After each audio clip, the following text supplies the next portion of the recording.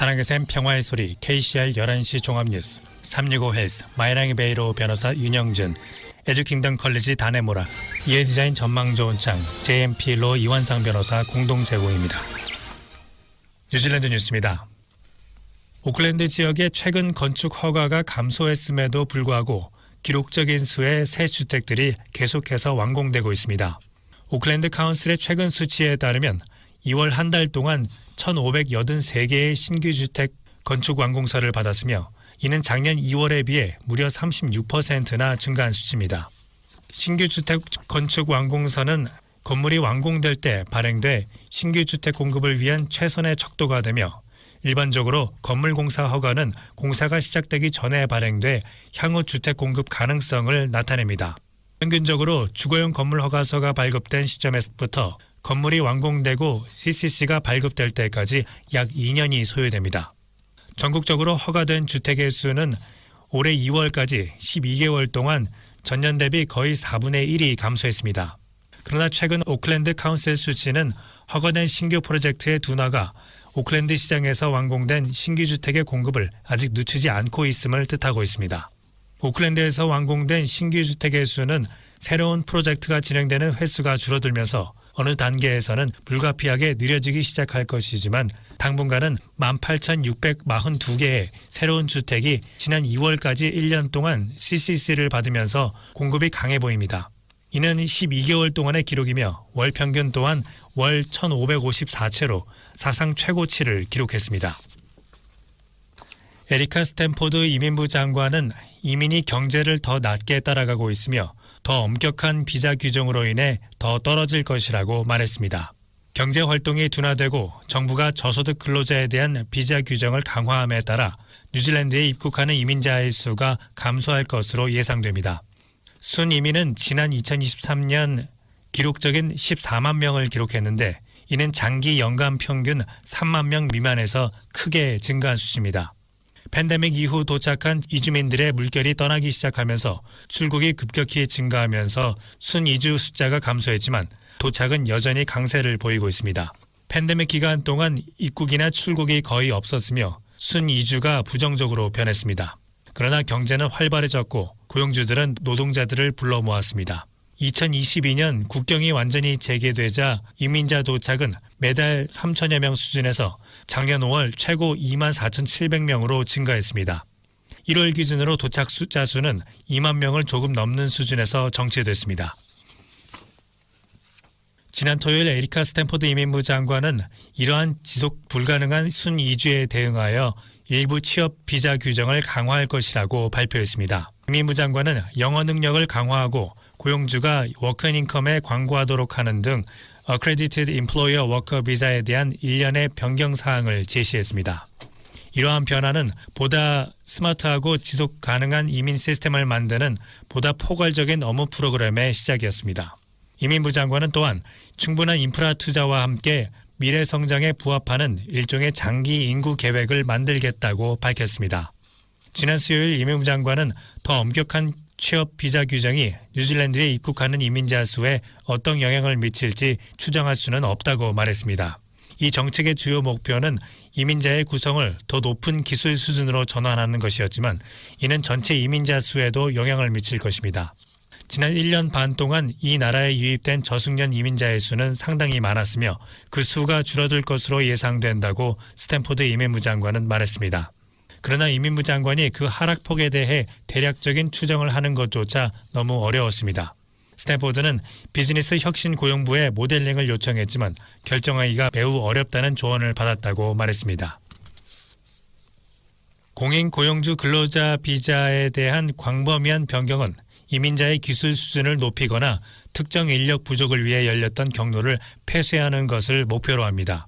예를 들어 건설 관련 직업의 긴 목록은 해당 부문의 수요가 감소함에 따라 녹색 목록에 추가되지 않았습니다.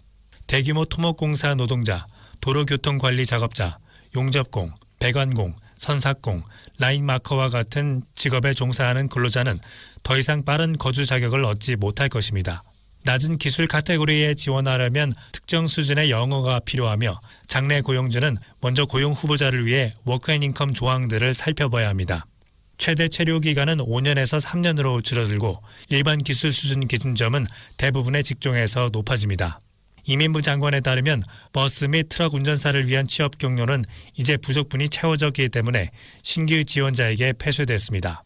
도로 화물 운송 회사인 로비 단체인 트랜스포팅 뉴질랜드는 업계가 여전히 이주 운전자를 위한 치열한 국제 경쟁을 벌이고 있다며 이번 결정을 비판했습니다. 임시 최고 경영자인 돔 칼라시는 단 7개월의 운영 후에 폐쇄하는 것보다 최소 12개월 동안 경로를 열어두는 것이 해당 부문의 장기적인 기술 부족을 해결하는 데 더 적절한 기간을 허용할 수 있을 것이라고 말했습니다. 그러나 비즈니스 로비 그룹인 비즈니스 엔젯의 커크호프 최고 경영자는 이민 환경이 현재의 경제 상황에 부합하도록 하는 것이 합리적이라고 말하면서 이러한 변화를 지지했습니다. 뉴질랜드 식품 가격은 3월까지 12개월 동안 0.7% 상승하는 데 그쳤으며 이는 지난 2021년 4월 이후 뉴질랜드 통계청이 보고한 것 중 가장 작은 상승폭입니다. 뉴질랜드 통계청이 발표한 수치에 따르면 최근 기간의 0.7% 상승은 2023년 3월까지 12개월 동안의 식품 가격 상승분 12.1%보다 급격히 감소한 것입니다. 또한 2024년 3월까지 12개월 동안 과일과 채소 가격이 13.3% 하락했고 토마토, 상추, 아보카도 가격이 저렴했기 때문에 연간 상승폭이 작았다고 보고했습니다. ASB의 수석 경제 전문가인 마크 스미스는 식품 가격 하락으로 인해 은행은 올해 남은 기간 동안 연간 식품 가격 인플레이션이 낮은 수준을 유지할 것으로 예상했습니다. 스미스는 ASB가 사람들이 식료품에 대해 더 높은 가격을 지불하고 싶지 않을 것이고 슈퍼마켓 리브랜딩 프로모션으로 인한 할인 및 거래가 향후 몇 달 동안 식료품 가격이 오르지 않도록 할 것이라고 말했습니다. 뉴질랜드 통계청은 올해 3월 월간 식품 가격이 지난 2월에 비해 0.5% 하락했다고 밝혔습니다. 크리스토퍼 럭슨 총리가 어제 아침 오클랜드 회누아파이 공군기지를 출발해 일요일 오후 9시 30분쯤 싱가포르 창이 국제공항에 도착했습니다. 이스라엘에 대한 이란의 공격 소식은 호주 케언즈에서 잠시 재구비를 받기 전 여행의 첫 번째 구간에서 알려졌습니다. 럭슨은 활주로에서 기자들과 대화하면서 이번 공격을 비난하고 분쟁이 확대될 가능성에 대한 깊은 우려를 표명했습니다. 이번 방문은 또한 인도 태평양 지역에서 중국의 증가하는 단호한 행동과 함께 러시아가 현재 우크라이나 전쟁을 벌이고 있는 상황에서 이뤄졌습니다. 뉴질랜드를 떠나기 전 럭슨 총리는 이러한 주제가 동남아시아 전역의 지도자들과의 지속적인 대화에서 다뤄질 것이며 국방관계가 심화되기를 희망한다고 말했습니다. 또한 순방 전 빅토리아 대학의 전략연구센터 수장 데이비드 캐피는 RNZ과의 인터뷰에서 증가하는 세계적인 불확실성으로 인해 지역 내 관계 강화의 중요성이 강조되고 있다고 말했습니다.